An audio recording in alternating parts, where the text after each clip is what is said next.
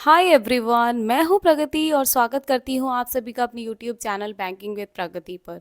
इस सेशन में हम करंट अफेयर्स को हैंड रिटन नोट्स के थ्रू पढ़ेंगे। यहाँ मैं आपको करंट अफेयर्स को बहुत ही इजी एंड डिटेल्ड वे में एक्सप्लेन करने वाली हूँ।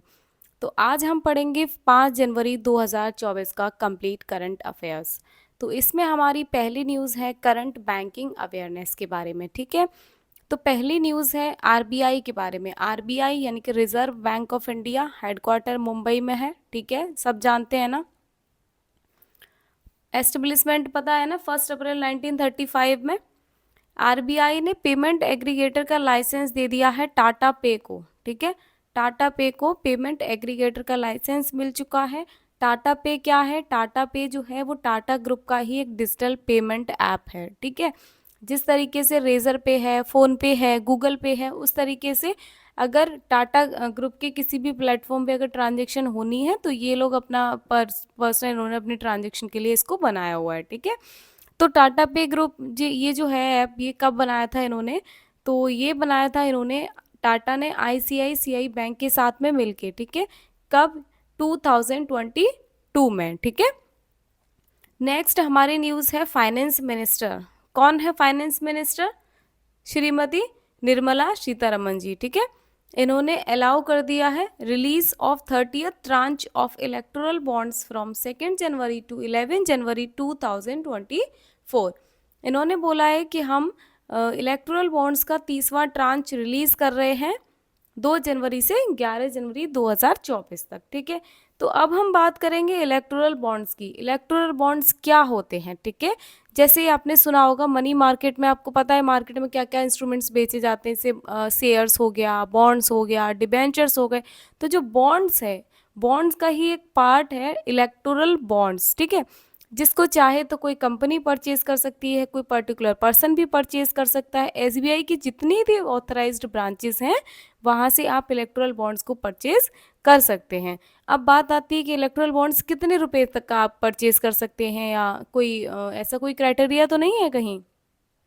तो ये जो बॉन्ड्स होते हैं ये बेचे जाते हैं in the multiples of 1000, 10,000 rupees, 1 lakh, 10 lakh and 1 crore. ठीक है, आप इनके मल्टीपल में कितने भी बॉन्ड खरीद सकते हैं। बेसिकली ये जो बॉन्ड खरीदे जाते हैं किसी भी पॉलिटिकल पार्टी को डोनेट करने के लिए खरीदे जाते हैं। ठीक है, उसके बाद क्या होता है कि वो जो पॉलिटिकल पार्टीज होती हैं उनके पास कुछ फिक्स टाइम होता है कि आप इतने टाइम के अंदर अंदर आप इसको इनकैश करा लीजिए। अगर आप नहीं कराते होते दिन के अंदर अंदर तो उसका फिर कोई वैल्यू नहीं रहता है। ठीक है, तो ये याद रखना कि ये थर्ड ट्रांच कौन सा था और कब से कब तक था। ठीक है, थर्ड हमारी बैंकिंग की न्यूज़ है, सेंट्रल बैंक ऑफ इंडिया ने किसेस्टू सेशन फाइनेंस प्राइवेट लिमिटेड, ठीक है, इनके साथ में टाई अप किया है टू ऑफर एमएसएमई लोन्स। जो एमएसएमई सेक्टर है, एमएसएमई बोले तो micro small and medium enterprises, इनको लोन देने के लिए इन्होंने टाई अप किया है। तो ये जो क्रेडिट सेशन कंपनी है, ये बेसिकली जापान की एक क्रेडिट कार्ड इशूअर कंपनी है, जो कि पर्सनल लोन, बिजनेस लोन में थोड़े सा ऑफर करती है ये चीज़ को। बाकी सेंट्रल बैंक ऑफ इंडिया की बात करें तो इसका हेडक्वार्टर मुंबई में है। टैगलाइन है सेंट्रल टू यू सिंस 1911 और इसके सीईओ हैं श्री एम वी राव। ठीक है, I hope it's clear now. Okay, next हमारा सेगमेंट है नेशनल अफेयर्स के बारे में। तो वाइस प्रेसिडेंट जगदीप धनखड़ जी, वाइस प्रेसिडेंट कौन होते हैं? उपराष्ट्रपति। इन्होंने एक नया लोगो निकाला है आईसीएआई का। ठीक है, आईसीएआई का इन्होंने एक नया लोगो रिलीज किया है। तो आईसीएआई क्या है? आईसीएआई का फुल फॉर्म है institute of chartered accountants of India. तो ये जो लोगो रिलीज किया था, ये कब किया था इन्होंने? During first ever global professional accountants convention, Glopac, इसको शॉर्ट में भी पूछ सकता है। ये कब हुआ था? ये कहाँ हुआ था? गांधीनगर, गुजरात में। ठीक है, तो institute of chartered accountants of India की बात करें तो इसका हेडक्वार्टर न्यू दिल्ली में है और ये एस्टेब्लिश कब हुआ था? 1949 में। इसके प्रेसिडेंट है अनिकेत सुनील तलाटी। नेक्स्ट हमारी नेशनल अफेयर्स की न्यूज़ है, ministry of heavy industries extended the PLI scheme for automobile and auto components by 1 year. Ministry of heavy industries ने इसको स्कीम है हमारी PLI, पब्लिक लिंक्ड इंसेंटिव्स, ठीक है। इसको बढ़ा दिया है कौन से सेक्टर के लिए, ऑटोमोबाइल और ऑटो कंपोनेंट्स के लिए, 1 साल तक बढ़ाया है, ठीक है। ये जो स्कीम है ये एप्लीकेबल रहेगी फॉर 5 कॉन्सिक्यूटिव फाइनेंशियल ईयर्स, ठीक है। यानी कि 2023 से 2027-28 तक ये आपकी अवेलेबल रहेगी, ठीक है। अब हम बात करते हैं कि PLI स्कीम होती क्या है। बेसिकली ये गवर्नमेंट का इनिशिएटिव होता है जिससे कि हम डोमेस्टिक मैन्युफैक्चरिंग को बूस्ट अप कर सकें। डोमेस्टिक मैन्युफैक्चरिंग यानी कि डोमेस्टिक लेवल पे हम मैन्युफैक्चरिंग कर सकें, एक्सपोर्ट को थोड़ा सा बढ़ावा देने के लिए ये स्कीम रहती है, ठीक है। तो अगर हम PLI ऑटो स्कीम की बात करें तो ये लॉन्च हुई थी 15 सितंबर 2021 में, और इसमें जो बजट है वो है हमारा 25,938 करोड़, यानी कि 25,938 करोड़ रुपए, ठीक है। अगली हमारी नेशनल न्यूज़ है 2024 इलेक्शंस की बात हो रही है। 2024 का जो इलेक्शन है उसमें बोल रहे हैं कि 38 Rajya Sabha members set to retire in 2024। 2024 में हमारे 68 राज्यसभा मेंबर्स रिटायर होने वाले हैं, जिसमें से बोल रहे हैं कि यूपी में यहाँ पे 10 जगह वैकेंट हो जाएंगी, यानी कि यूपी के 10 लोग रिटायर होने वाले हैं राज्यसभा की सीट से, ठीक है। तो यूपी में 10 वैकेंट सीट हो जाएंगी, महाराष्ट्र और बिहार में 6-6 सीटें वैकेंट हो जाएंगी, ठीक है। तो यहाँ पे यूपी और महाराष्ट्र बिहार का ही क्यों दिया है, क्योंकि ये जो स्टेट्स हैं ये वो स्टेट्स हैं जहाँ पे सबसे ज़्यादा वैकेंट सीट्स होंगी, ठीक है। इसलिए यहाँ पे इसको मेंशन किया गया है। अब हम बात करते हैं न्यू अपॉइंटमेंट्स की। अपॉइंटमेंट कौन से अपॉइंटमेंट हुए हैं, ठीक है। यहाँ पे आप देख सकते हैं 5 अपॉइंटमेंट हुए हैं। तो फर्स्ट वन है हमारा रणधीर जायसवाल। रणधीर जायसवाल जी बने हैं official spokes person for the ministry of external affairs. Ministry of external affairs के लिए ये ऑफिशियल स्पोक्स पर्सन की तरह अपॉइंट किया गया है इनको। नेक्स्ट है हमारे लेफ्टिनेंट जनरल नवीन सचदेवा। लेफ्टिनेंट जनरल नवीन सचदेवा ये बने हैं general officer commander of the white night corps, ठीक है। तो ये किसको रिप्लेस करेंगे, लेफ्टिनेंट जनरल संदीप जैन। अगला है हमारा appointment vice admiral Sanjay Jasjit Singh. Sanjay Jasjit Singh, ठीक है। ये कौन बने हैं, commander in chief of the Indian navy's western naval command, ठीक है।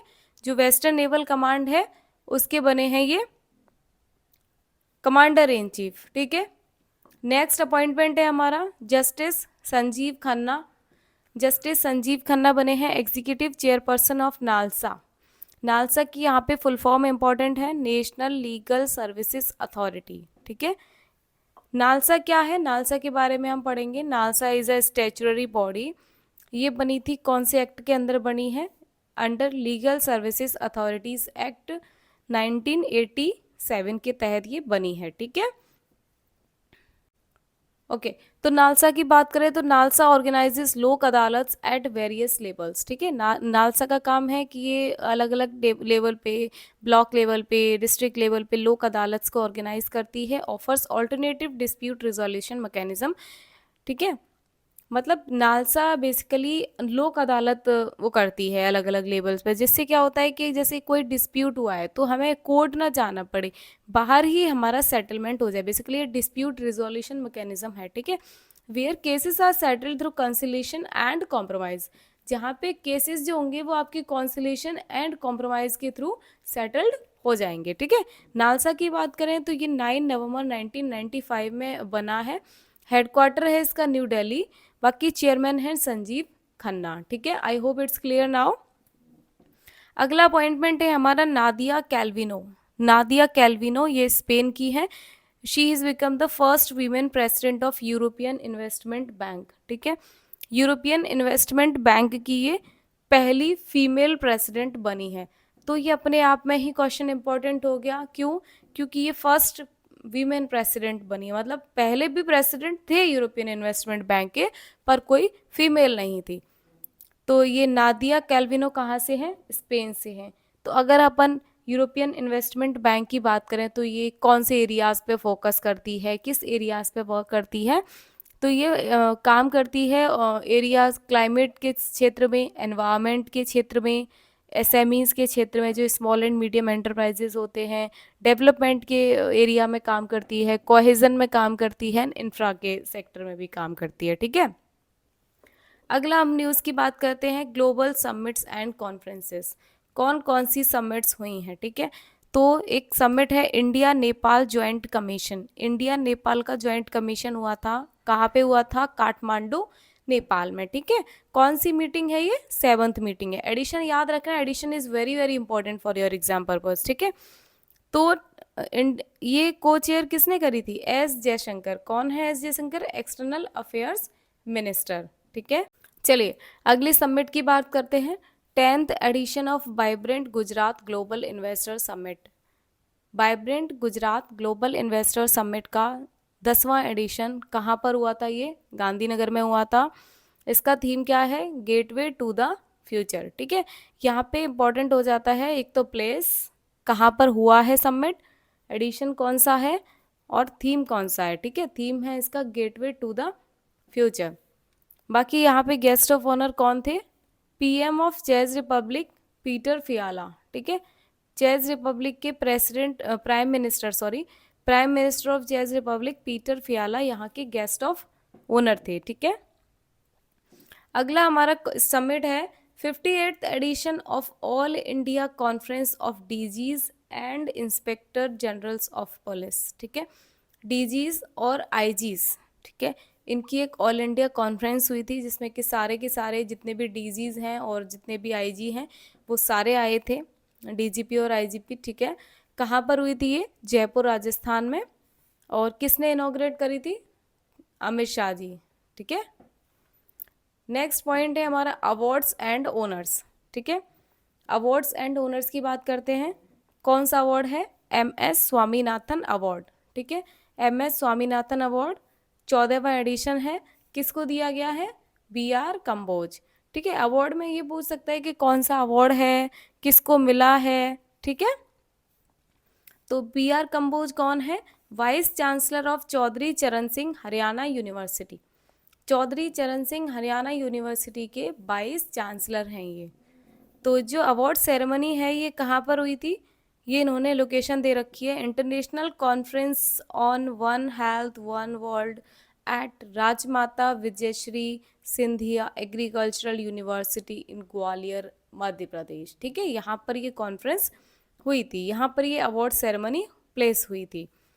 तो अब अगर हम बात करें तो ये अवार्ड प्रेजेंट किसने किया था? कर्नाटका के गवर्नर, इन्होंने अवार्ड प्रेजेंट किया था। कर्नाटका के गवर्नर कौन है? थावर चंद गहलोत, ठीक है। थावर चंद गहलोत कर्नाटका के गवर्नर हैं। अगला हमारा अवार्ड का न्यूज़ है CII national award for water management. Water management के लिए CII का नेशनल अवार्ड किसको दिया गया? ये दिया गया गुड़गांव ब्रांच है इसकी, गुड़गांव ब्रांच की फैसिलिटी है ये, हीरो मोटोकॉर्प्स, ठीक है। हीरो मोटोकॉर्प को ये अवार्ड दिया गया था। फिलहाल की अगर हम बात करें हीरो मोटोकॉर्प की, तो इनका जो एनुअल वाटर सेविंग है वो कितना है? 3.8 मिलियन, ठीक है, इतना है। नेक्स्ट हमारा रीसेंट स्टेट अफेयर्स, स्टेट की न्यूज़ की बात करते हैं। तो Jammu Kashmir first UT to implement PM Vishwakarma Yojana, ठीक है। PM विश्वकर्मा योजना स्कीम को इम्प्लीमेंट करने वाला पहला यूनियन टेरिटरी बना है जम्मू एंड कश्मीर, ठीक है। फर्स्ट बैच में ये 30 ट्रेनीज को, वो 30 ट्रेनी होंगे इसमें दर्जी क्राफ्ट में। और ये जो ट्रेनिंग प्रोग्राम होगा कहाँ पे होगा? Industrial training institute Shopian Jammu Kashmir, ठीक है। तो अब हम बात करते हैं PM विश्वकर्मा योजना की, ठीक है। PM विश्वकर्मा योजना ये एक सेंट्रल सेक्टर स्कीम है, ये लॉन्च हुई थी 17 सितंबर 2023 को, ठीक है। मोदी जी ने लॉन्च करी थी। बेसिकली उनका जो एम था वो ये था कि जो आर्टिशंस हैं, जो क्राफ्ट्स पीपल हैं, यानी कि ऐसे लोग जो अपने टूल्स वगैरह से काम करते हैं, अपने हैंड के थ्रू वर्क करते हैं, तो उनको ये सपोर्ट प्रोवाइड कराना चाहते थे। बेसिकली इसमें इस स्कीम में जो आर्टिशंस और जो क्राफ्ट्स पीपल एंगेज हुए हैं, तो उसमें 18 प्रोफेशन दिखाए गए हैं। कौन कौन से 18 प्रोफेशन हैं? मैं सारे प्रोफेशंस आपको बताने वाली हूँ इसमें। जैसे कारपेंटर हो गया, बोट मेकर हो गया, आर्माउरर हो गया, black Smith, hammer and tool kit maker हो गया, लॉक स्मिथ हो गया, गोल्ड स्मिथ हो गया, पॉटर हो गया, स्कल्पचर हो गया, जो मूर्ति बनाते हैं, मूर्तिकार जो होते हैं, स्टोन कार्वर, स्टोन ब्रेकर हो गया, कॉबलर हो गया, ठीक है। शू स्मिथ हो गया, मैसोन यानी कि राजमिस्त्री जो होते हैं, बास्केट मेकर, ठीक है, doll and toy maker, barber, garland maker जो मालाकार होते हैं, वॉशरमैन धोबी, tailor and fishing net maker, ये सारे के सारे 18 ट्रेड्स हैं जो कि इसमें कवर है पीएम विश्वकर्मा योजना में, ठीक है। तो अगला हमारा स्टेट का न्यूज़ है, झारखंड के सीएम। झारखंड के सीएम कौन है, पहले तो ये बताइए आप, झारखंड के सीएम हमारे कौन है इस टाइम पे? वो है चंपई सोरेन। चंपई सोरेन आप मेंशन कर लीजिए अपने नोट्स में, चंपई सोरेन है झारखंड के सीएम, ठीक है। तो इन्होंने अनाउंस किया है ओल्ड एज पेंशन। तो इनके यहाँ क्या था, पहले 60 थी कि हम अगर आप 60 की एज के हैं तो उसके बाद से 60 के जैसे ही आप क्रॉस करते हैं आपको ओल्ड एज पेंशन मिलना शुरू हो जाएगा। बट इन्होंने बोला है कि हम जो है अपनी जो एज लिमिट है उसको कम कर रहे हैं, यानी कि अगर आप 50 के भी हो जाते हैं तो आपको पेंशन मिलना शुरू हो जाएगा। बट रिमेंबर द स्टेट, कौन से स्टेट की बात हो रही है यहाँ पे, कंफ्यूज कर सकता है आपको। ये तो याद रहेगा कि एज कितनी हुई है, कहाँ हुई है, पर स्टेट का नाम यहाँ पे थोड़ा सा कंफ्यूजिंग रहेगा कि स्टेट कंफ्यूज कर सकता है वो, ठीक है। बिहार, झारखंड, आसाम, इस तरीके से अगर पूछ ले तो झारखंड के सीएम ने अनाउंस किया है, नाम याद रखना चंपई सोरेन, ठीक है। अगला हमारा न्यूज़ है, पंजाब के सीएम ने एक वेबसाइट लॉन्च की है फॉर एनआरआईज। एनआरआईज जो हमारे इंडिया के लोग हैं बट वो फॉरेन में रहते हैं, नॉन रेजिडेंट इंडियंस, ठीक है। तो पंजाब के सीएम कौन है, भगवंत मान, ठीक है, भगवंत मान, ये भी आप अपने नोट्स में नोट कर लीजिए, भगवंत मान पंजाब के सीएम, इन्होंने लॉन्च करी एक वेबसाइट एनआरआईज के लिए, ठीक है। तो ये जो वेबसाइट लॉन्च हुई है ये किसने डेवलप करी है, by the department of government reforms and public grievances, यानी कि government of Punjab and national informatics centre and department of government reforms and public grievances, तीनों ने मिलकर ये वेबसाइट लॉन्च की हुई है, ठीक है। तो ये इसमें मिनिस्ट्री पूछ सकता है क्वेश्चन में आजकल मिनिस्ट्रीज खूब पूछी जा रही हैं कि कौन सी मिनिस्ट्री के अंदर आते हैं, क्योंकि डीप में अगर क्वेश्चन बनता है तो आपसे मिनिस्ट्री पूछ लेता है। तो कौन सी मिनिस्ट्री के अंदर आएगा ये, under ministry of electronics and information technology, ठीक है। अगली हमारी न्यूज़ है फेमस ऑबिचुरीज के बारे में। फेमस ऑबिचुरीज में यानी कि जो फेमस पर्सनालिटीज़ हैं उनकी बात हो रही है। प्रोफेसर वेद प्रकाश नंदा, ठीक है, प्रोफेसर वेद प्रकाश नंदा की बात हो रही है। ये पास डबे हो गए हैं, कौन है ये, इनको पद्म भूषण अवार्डी, ठीक है, पद्म भूषण मिला है इनको, कब मिला था, 2018 में। अब जब कोई भी अवार्ड की बात होगी तो हमको ये भी जानना रहेगा कि ये अवार्ड इनको किस पर्पस से मिला था, इन्होंने ऐसा क्या किया था जिसके लिए इनको अवार्ड मिला था। Dedication to academia, international law and fostering global understanding, इसके लिए इनको ये अवार्ड दिया गया था। बाकी अगर अपन बात करें यहाँ पे तो ये कोलोराडो डेनवर में एक यूनिवर्सिटी है, इंटरनेशनल लॉ एट द, इसके ये प्रोफेसर थे, ठीक है। प्रोफेसर नंदा की बात करते हैं तो ये चेयरमैन है of the board of Hindu university of America in January 2019, ठीक है। इन्हीं की बात हो रही है प्रोफेसर वेद प्रकाश नंदा जी की। यहाँ पे ये क्या क्या मतलब रह चुके हैं, कौन कौन सी बड़ी बड़ी पोजीशंस पे, तो यहाँ पे ये वाली बात हुई है। अगला हमारा फेमस ऑबिचुरी है, फॉर्मर इंडियन फुटबॉलर या फिर डिफेंडर भी बोल सकते हैं, प्रबीर मजूमदार। प्रबीर मजूमदार, इनकी डेथ हो गई, ये पास डबे हो गए हैं। और इनकी बात हो रही है इन 1974 एशियन गेम्स, कहाँ पे हुए थे, तेहरान ईरान में। He was a member of Indian team, बात हो रही है 1974 एशियन गेम्स की, उस टाइम पे ये इंडियन टीम के मेंबर थे, ठीक है। अगली हमारी लास्ट न्यूज़ है इम्पॉर्टेंट डेट्स एंड इवेंट्स, ठीक है। तो national birds day, national birds day कब मनाते हैं, 5 जनवरी को, 5 जनवरी को हम नेशनल बर्ड्स डे मनाते हैं। बाकी इसकी थीम है राइट टू फाइट, ठीक है, इसकी थीम क्या है, राइट टू फाइट। तो इसी के साथ हम इस सेशन को ख़त्म करते हैं।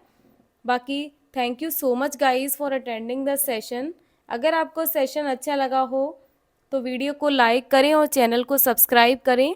ऑल्सो बेल आइकन को प्रेस करें जिससे कि आने वाली क्लासेस की अपडेट्स आपसे मिस ना हो।